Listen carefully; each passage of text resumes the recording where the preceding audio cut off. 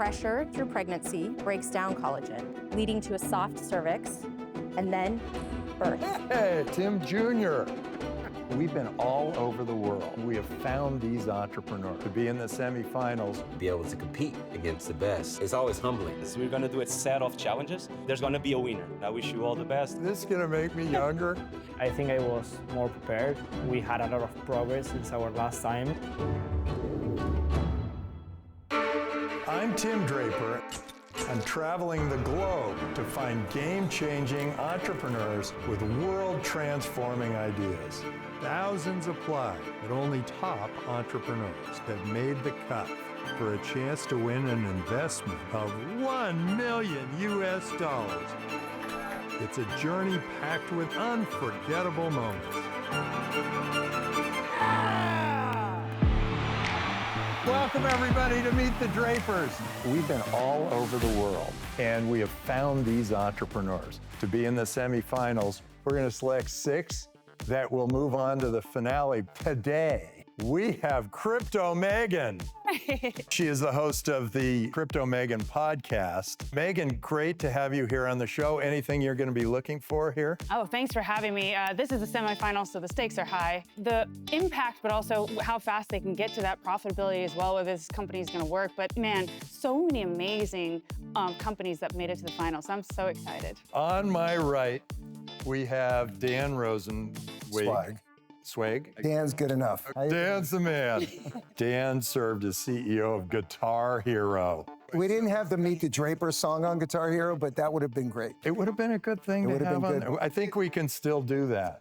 It's not too late. It's never too late for a great idea, which is why we're all here. You were also COO of Yahoo and CEO of ZDNet. Yeah. You've had quite a career. That's why I'm old. You're kind of like... Met a young Steve Jobs and Bill Gates and Michael Dell. I know great founders when I see them. So there's great ideas and there's great founders. And when you put those two things together, the world changes. On my far left here, we've got Satyan Gajwani, and Perfect. He is the chairman. Wait a minute, how are you able to pronounce Gajwani and not Rosenzweig? I just did the India episode. Chairman of Times Internet and board member of the Times of India Group. Largest news media company in India, and we've had a long relationship with Times. Satyan, welcome to the show. Thank you for having me, Tim. What do you think we're going to see here? Dude, I love hanging out with entrepreneurs. I mean, for me, the fun of this is, hanging out with you guys is cool, but it's really feeling the energy of the people who feel like they're going to change the world. There's nothing more exciting and infectious than that. We're changing the world, too. Yeah, right? Sure. Everyone has a mission. We all have our mission. Sell us short. My team had a competition between today's semifinals and the other semifinals that we're going to be filming a little later. Wow. So just keep that in mind. Got it. Now, let's bring on our first entrepreneur. But before we do, it's all about the eyebrows. Let's see what's going on behind the eyebrows. Hi everyone, my name is Katya. We are here at the Frontier Tower in the heart of San Francisco.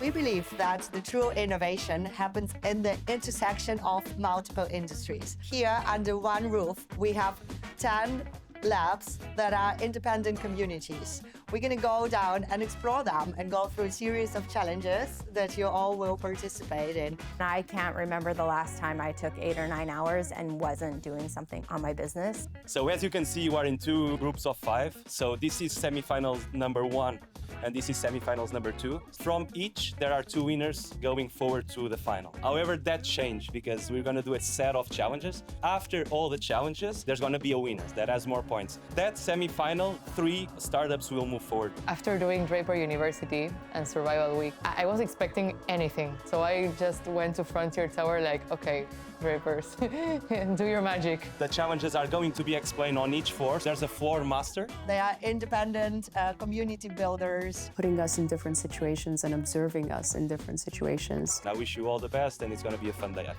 Woo! Thank you. Woo!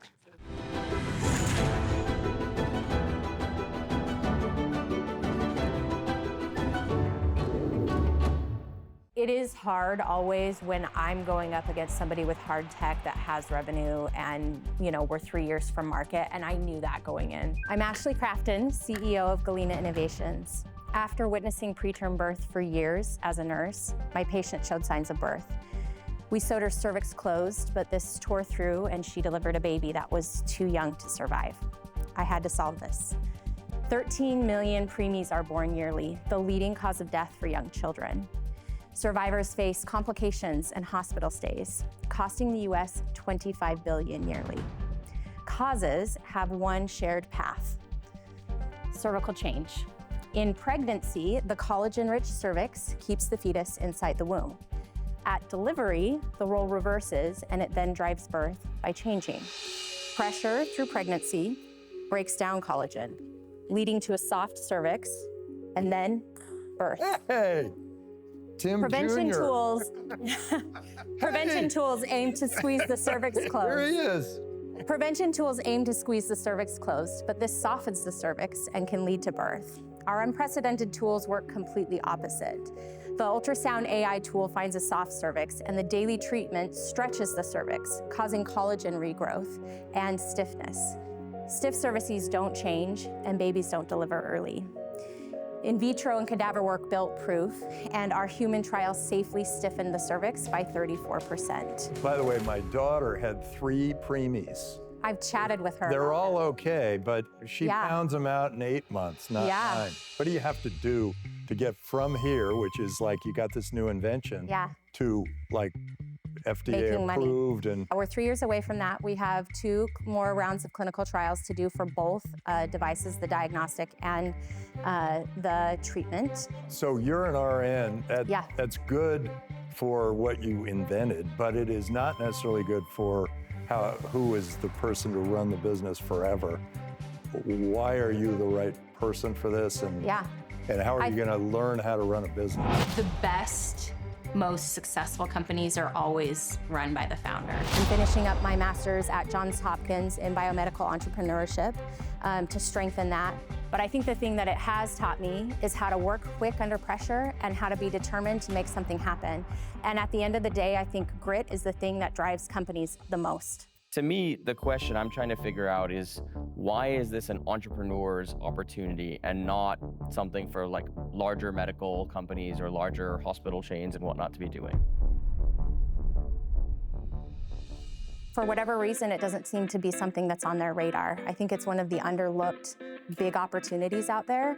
And one of the reasons why I originally got into this. Are there other solutions in the market that are working toward this as well? What is some of your competition doing? And how do you set yourself apart from that? Yeah, so there are other companies out there. There's 3 other companies that are all focusing on compressing the cervix closed, like we just talked about. We are the only ones on the market that are actually stretching the cervix to regrow the collagen. Terrific. Ashley, thank you so much for being on Meet the Drapers. Thank you so much. It's great having you. Yeah, good to see you. Terrific. Yeah, thanks. Thank It was good. I think they all asked very insightful questions that are important to the success of my business. Women's health has been underinvested in since day one. And then when you break it out by racial discrimination, it just gets worse. And there's nothing more important than allowing somebody to have their baby and have that baby survive. So I'm thrilled that you guys brought her on our show. No matter what happens, this needs to be talked about.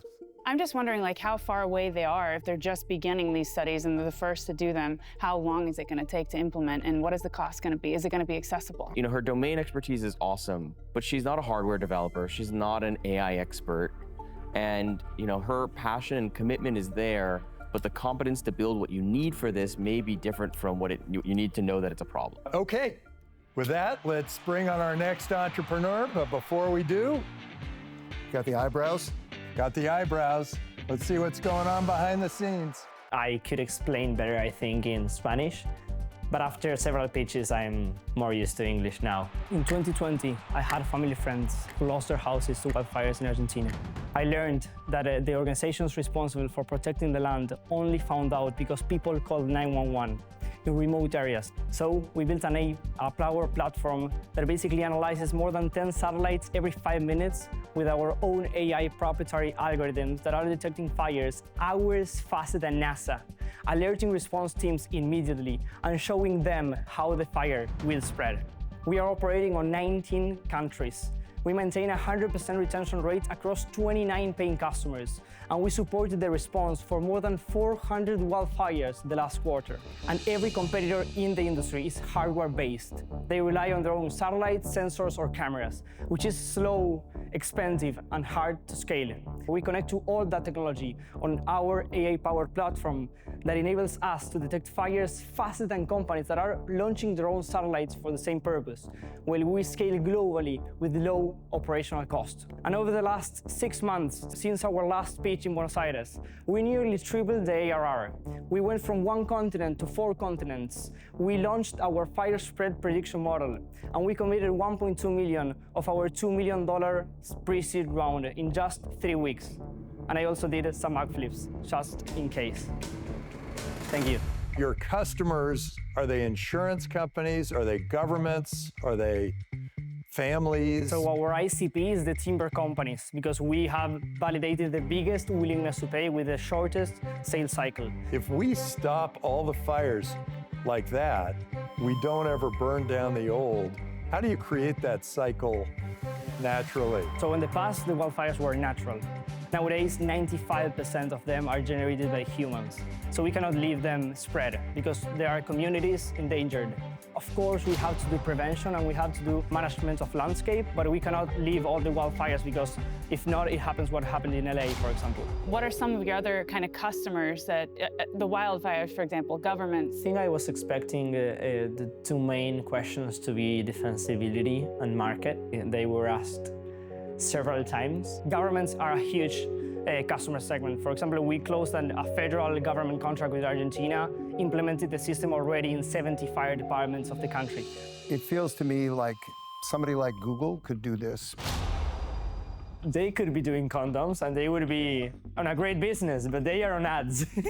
If this is an AI solution, why can't AI companies do this? We have seen that to build good AI models, we have to train the AI models with validated fires. And with satellites, you cannot know what a fire is, because satellites is that heat, but this heat has false positives and could be industries, for example. So we had to build a freemium model with more than 50,000 users across 19 countries. That database, that proprietary data set that we have, is why we are able to detect fires on average 35 minutes faster than NASA. So we will need drones, satellites, cameras in territory, while also sending WhatsApp messages and SMS messages to these first responders so they can go and tackle the fires. I personally don't imagine Google going to drones, to cameras, and to solving this problem in depth. This is this perfect balance of being a big enough of an opportunity, because we all know what's happening with, volatility in the climate globally. And yet, it's a little niche that it maybe not be on the top radar of Google. You don't have a moat on the data, and that you said, at least on the satellite side. So what stops other people from building it? Is the data that we have built over 5 years across different geographies. Yesterday on my room, doing backflips, just in case they asked me to do it. Tim, I thought he was awesome. Yeah. I think it's timing is right. So many perfect macro factors, commoditized satellites and data, AI algorithms getting easy to access. Catching it half an hour earlier makes a massive impact on stopping the fire spread. And the Earth gets hotter and we get more fires, and Earth gets hotter, we get more fires. So I have friends from Europe that are looking to move to LA, and they said that they can't get fire insurance. Nobody can. It's the right timing. It's a great entrepreneur. He's got a natural passion because he's solving a problem he experienced himself. Let's move on to our next entrepreneur. But before we do, let's see what's going on behind the eyebrows. Does your face get tired?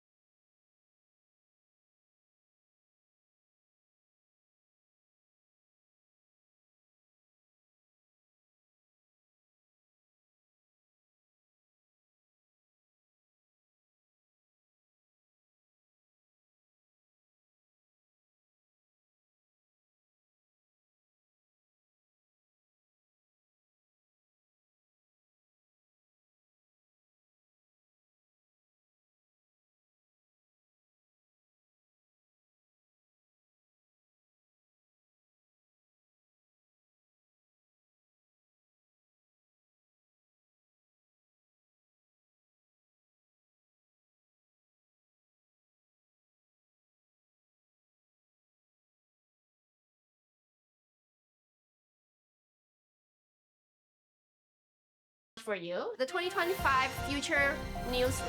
Your goal is to create and perform a 5-minute live newscast. All of the founders did such a great job. It's like they never asked why. Okay, that's a task and we have to do that. And that's a real founder mentality. This just in, the snow leopard is back. Ben, can you hear me? Yes, I hear you loud and clear. Hi, I'm here at Frontier Towers interviewing Mario. We realized we could use this technology to bring back all kinds of different creatures. Came up with this like genetic engineering thing, which I really got into. And then build whole ecosystems. Let's get into the field. Let's talk to an everyday citizen right now. This is my dear friend here, the snow leopard. Tell me about how you've honored your place in the community. Rawr. Being able to speak is amazing. And we'll catch you tomorrow, same time, same place. I think the team was great, especially the creative stuff. We were really vibing with each other. Hello, everybody. My name is Kevin Damoa. I'm here with the Vibe Check. How you doing today, Jayla? Tell me about it. Everybody remembers the year 2025 when a bunch of apes discovered this prodigious mushroom. Really changed life on Earth. Thank you for bringing this to us today. Scientist himself, the man that created it. We was built by nature. So we have to help them back. If you want to build something, like it's not how good actor you are, like how good you execute. How's your pocketbook at this point in life? I had a great time acting. We touch the grass. Wow. We connect to the earth. We have a very close race. One team got 15.5, the other team got 14. Team 2 wins. Woo!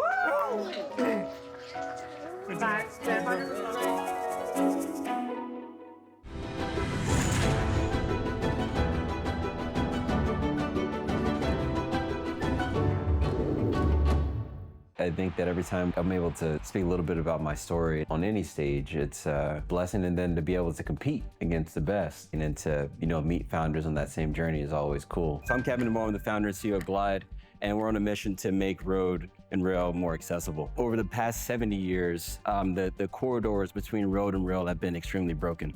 Road, extremely congested, rail, severely underutilized, and the bridge between the two, transloading, is a process that is off whack, for lack of better words. It involves multiple pieces of equipment, trains, forklifts, drayage trucks, an army of people, and a lot of capital costs. It takes a unit train 2 to 6 weeks in order to depart, and guess what? They charge you for it. What we've come up with is a very eloquent solution. Road and rail combined with hardware and software to unite, to synchronize in order to solve the greatest problem that we have, logistics. The top vehicle that we have is an autonomous robotic unit called Raiden. Raiden has the ability to get into any road-based trailer, any rail-based cart with little to no modification. And then the bottom vehicle is our manned vehicle called the Glider M. And I'll show you exactly what that looks like. Raiden is a purpose-built vehicle able to get underneath any road-based trailer and then transport it directly on the rails. We are industry agnostic, so we're able to transport either as a solo or the pack. We have a patent for this technology as well, the only patent in the world. Say you're a port and you're worried about unions and you want to put a man in the vehicle, that's where the Glider M comes in. So the Glider M goes down the track, it does track inspection for the track inspectors, and guess what? It's real. So we've built 2 Glider M's. They're actually going to be piloting with our first customer down in Kansas within the next couple of weeks. Seems like the real innovation is on hardware. So how should we be thinking about that? Yeah, the way I think about it, the innovation is in the entire package. So software is our leading horse. I've been doing hardware my whole entire career, so that's the easy stuff. The software piece is the key enabler. So we've combined fleet management with transportation management, as well as all the environments that pour into that cost, and then made it into a great business model. So we charge a subscription cost for our services. We're asset-based, so traditionally like Maersk or JB Hunt, where you'll sign a truck, we'll go pick up a load, and we'll come back. We do the exact same thing, but we build cool vehicles to serve you. Each vehicle actually comes with financial terms from our contract manufacturer, Custom Truck One Source. So you said there's one that includes a driver and one that doesn't. Yes. So why would they choose one versus the other if the non-driver is more efficient? Yeah, so unions and speed to market, right? So the autonomous one, I would have to spend gobs of money, and it takes a long time in order to get a customer. With my human operated one, I was able to build it, get certification for both road and rail, and deploy it all in the same year and generate revenue. But the question that came up was about the unions. Even now I'm thinking about, how do I win the other side over? When the market sees that transition works, now I can say I can throw in a robot and it can do what that human vehicle can do. And some markets will say yes, and some markets will say no. But now I have both sides of the fence. So we'll global domination. All right. Well, Kevin, thank you so much for being on Meet the Drapers. Tim, it's been an honor. Congratulations getting to the semifinals. Thank you, I appreciate it. All right. Thank you. Good. Great, Kevin. Thanks so much, buddy. Thank you all. Cheers. It was so fun to be up there. Great questions. Tim and his crew are always amazing. Be able to talk about our mission and to, explain it to the world in a way that the world hasn't seen it before is always a blessing for us. So happy to be here. There's great impact, social impact, but there's a lot of money in logistics. And if you can fix this, I think, I can't help but say, like, you're wearing a part of your hat that's like, is this good for the world? And are you going to make a lot of money? This feels like both, but it also feels even stronger on the going to make a lot of money. Because there's a lot of money in defense and logistics and movement of goods. I think there's more profitability in this type of industry rather than even the ones that we've seen before, because logistics is everything. If you can solve that, you can solve all the major problems. I love it. When the railroads were connected, the whole world changed. At least the United States of America, and the economy's changed. This is a new economic revolution, in my opinion, from a brilliant entrepreneur that also is good for society. I mean, everybody wins here. Terrific. Well, let's bring on our next entrepreneur. But before we do, let's see what's going on behind the scenes. Viewers, usually I'm pretty easy to reach. I mean, there are only 300 million of you. I'm making it a lot easier for you to contact me. I have downloaded my brain into this digital twin, and you can scan this QR code, you can pitch me your idea, you can talk about your business, anything, and I'll answer it 24/7. Enjoy it, it's great. It's a new feature of Meet the Drapers and Draper TV. I think you're gonna have some fun.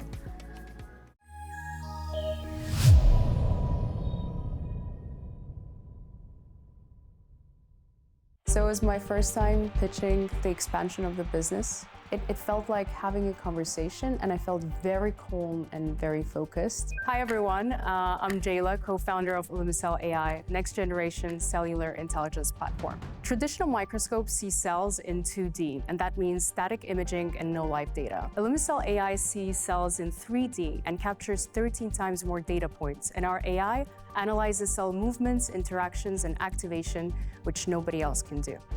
Tim, you remember us as the sperm testing guys, and that's true. We started in fertility, and since we last met, we clinically validated our product. It's 99.6% accurate, and now we're bringing that into immune oncology. Immunotherapies work by activating patients' own immune cells to attack cancer.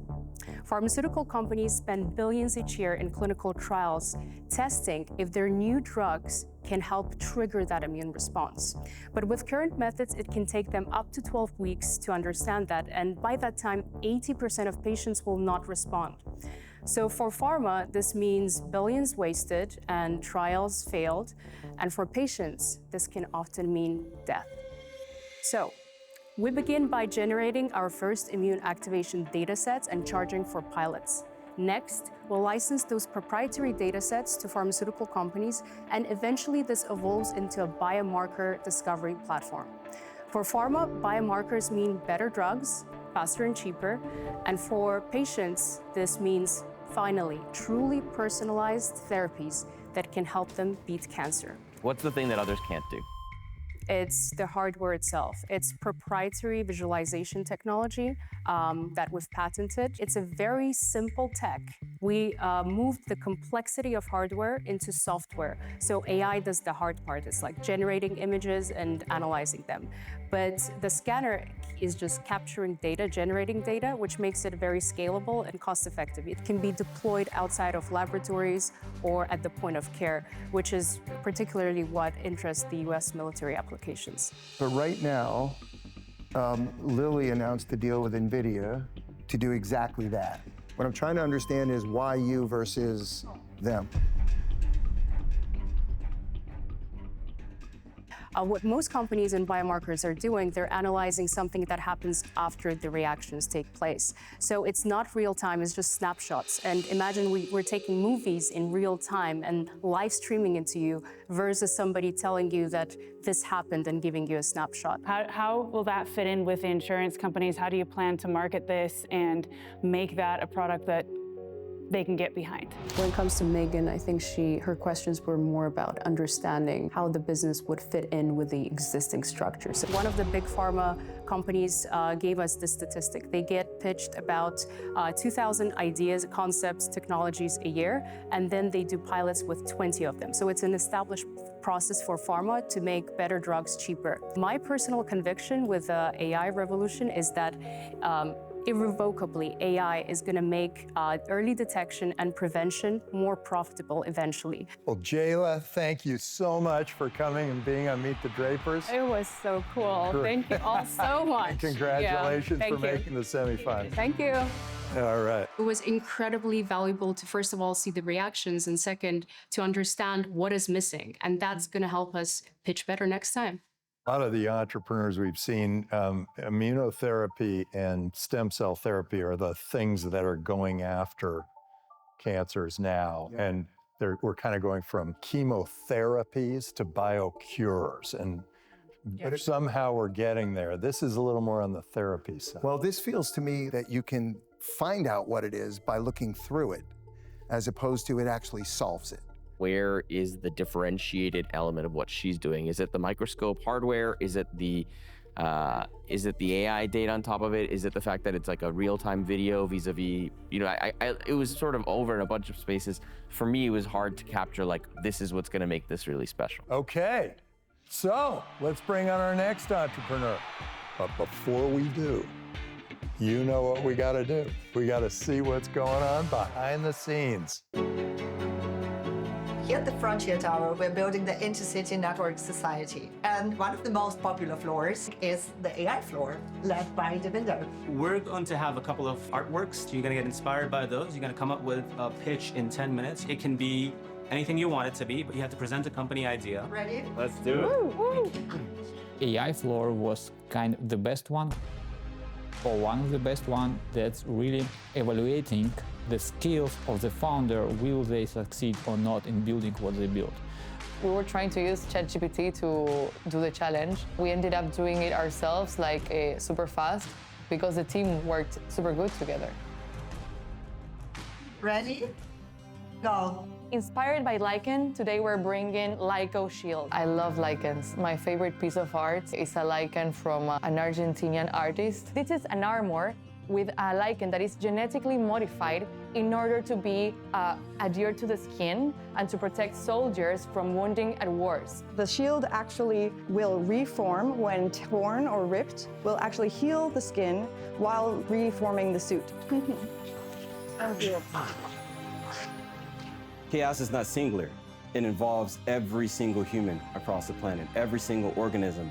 Imagine you had a way to pull on those patterns. Peace Thread is a technology that takes AI nodes, centralizes that data, and solves for it in real time to identify and isolate those patterns into something that you can actually pull on and secure. The chaos pitch, the pitch about nothing. What do I do with it? So, without further ado. Yeah, it's a tough one, but in this one, we think the team 2, the team that went first was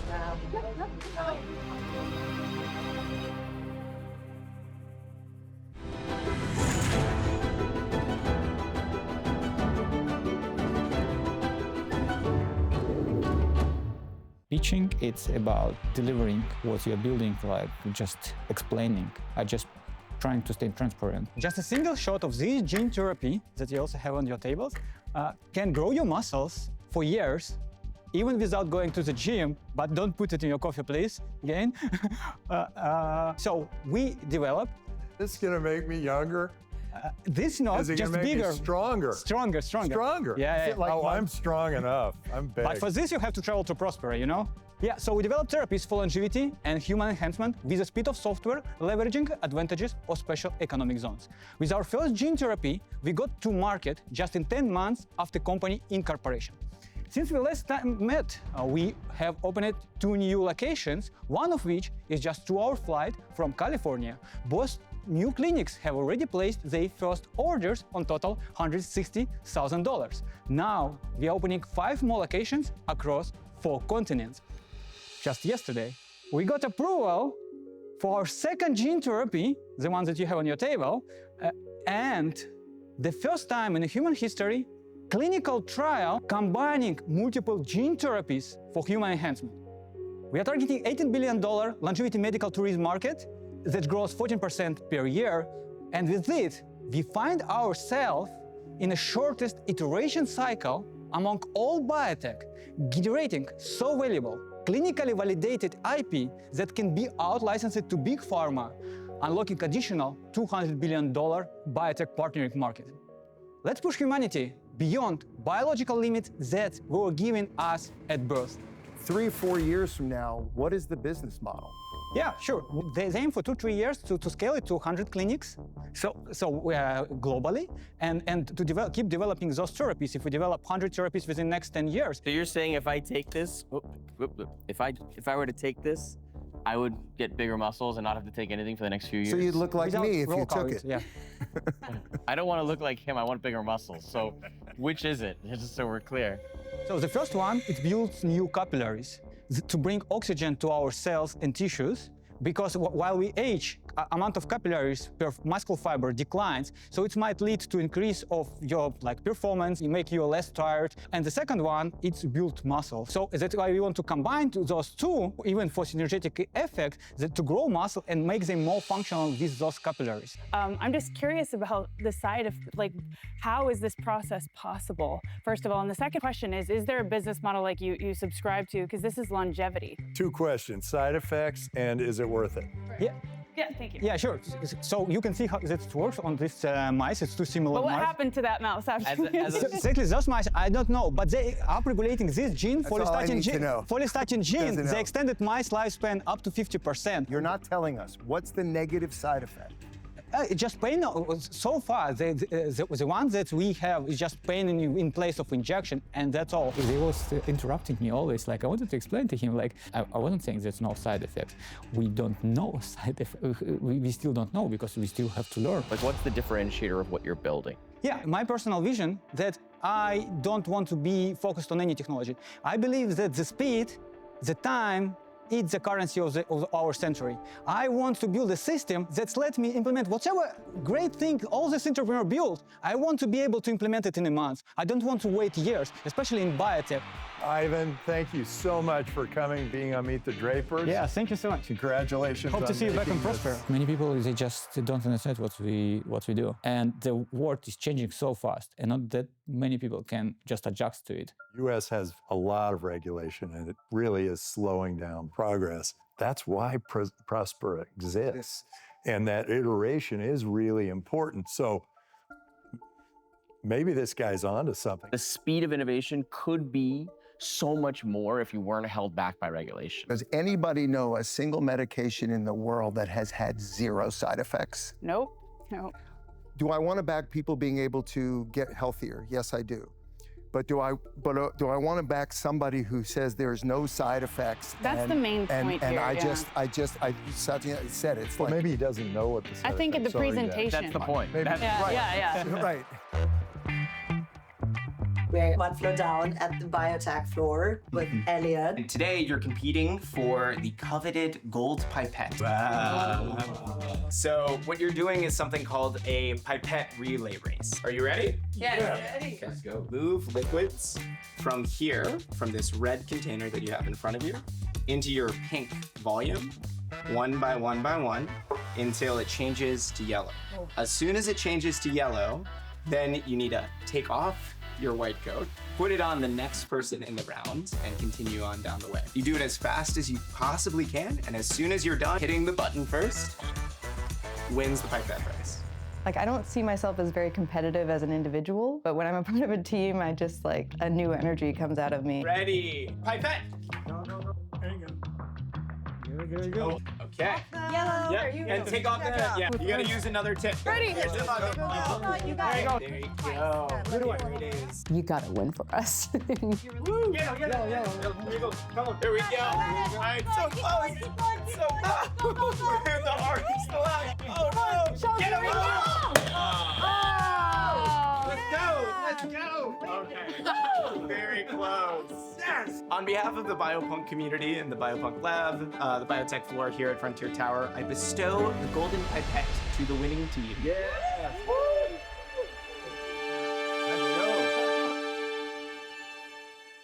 Now we have the 5 entrepreneurs who really have done a great job. 2 of you are moving on to the finale. Galena, Ashley, I think you're sort of like the ideal candidate for something between a nonprofit and a for-profit. You should be able to take donations and you should be able to sell your product, and you shouldn't have the regulations of both, because this is really important. I don't even know if I've got another question for you. I just think, hey, do it, solve it. I'll take $1 million donation if you'd like. You can't, though. You're a for-profit. Otherwise, we wouldn't. You can't. Satellites on fire. Franco, big problem you're solving. The one question I have is, look, you're going to have information from all these satellites. And when I said, how do you get to be a $40 billion business, you stuck with fire. Do you think that you'll eventually evolve beyond that? We are starting with fire because it's an unsolved problem. After fire, we'll go to other catastrophes on the same model that we are working with Aeon. All right, and Glīd, really extraordinary what you're doing. The rail to truck thing, I've got that settled in my head. The union to automated thing, I'm still a little fuzzy on. How are you going to do that? You said you're going to do both. How are you going to resolve that if you're sending something from Illinois to Tennessee? There's a lot of nodes, ports, railroads, industrial parks that are non-unionized. And that's where we start. We show the possibilities in regards to inefficiencies, as well as the capital increases, how much revenue that person can make in order to pull those other folks in and say, man, I want to do that as well. Jayla, since it was your first time, it was a little bit less clear where you were going. What was specifically special about your business? We created unique visualization technology that is simple, scalable, and can be deployed anywhere. And that's all software? We moved the complexity of a hardware to a software. So we're not producing a microscope with 100 different parts, but 5 parts, super simple. Unlimited bio, we were having a ball here. Are we either going to live forever or are we going to die of too much muscle? Which has been my fear my whole life. In pitching in the future, we're using Prospera so that we can iterate faster. Some of these things are not going to work because I think there was some concern that you don't have enough concern for humans. But I think you have great concern for humans. You want them to live forever. You called yourself a serial entrepreneur. I don't like backing that because I want to back an entrepreneur where this is their life. About safety, I have concern more than anyone of you. In our case, we have to stay even safer than within FDA, because if something happens with someone on Prospera, I bring troubles to everyone. The second question, I'm dedicating my life not to this company, of course. I dedicate my life to fight against aging, so I contribute myself to this 100%. And the best way to contribute is within Unlimited Bio. They have to make this tough decision as judges, and then they feed the crystal ball. Satya, when it starts? Look, I just want to say one thing. We all watch things like Shark Tank and all. You know, this isn't people saying I built a tool to peel bananas faster. You guys are dedicating yourselves to really ambitious missions. And I have to just say, more than anything, that's been the most impressive part of today for me. Every one of you struck different parts of us in ways of exciting us. The one that I was like, man, this is gonna make a ton of money, was Glīd. I think that the potential logistics is such a huge space. Second for me was the satellites with fire. To me, that's a huge opportunity if you can actually solve that, and for many reasons, the timing is right. Megan? Okay, well, this is amazing. I have to say, I've done other episodes, and you can really watch the progression as you get to the semifinals and the impact. I had to make a decision between heart and financial kind of viability, right? And that was the hardest thing for me because Galena Innovations, I think that's really important. I delivered a great presentation. We have a baby Draper to prove it. You're right there, right there. Being raised by Dan, apparently.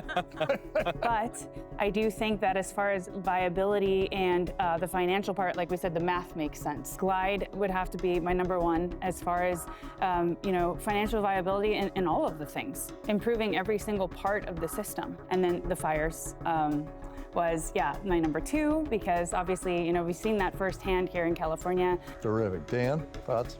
Yeah, so I have a couple of different lenses. Not all of you are the right kind of companies for tech space investors. But I was thinking to myself, are all of you investable? And I think the answer is yes. It's just who you get the money from will make a big difference. But I agree with both of them, exactly the same order, which is Glīd and Satellite. The other companies are all investable though. And I think some of them need more time or need more clarity. What the crystal ball say? Terrific, we're getting there. Let's just see what happens here because, there are some weird things that happen when we start working with the medium and the spirits. Okay, I need everybody's attention here.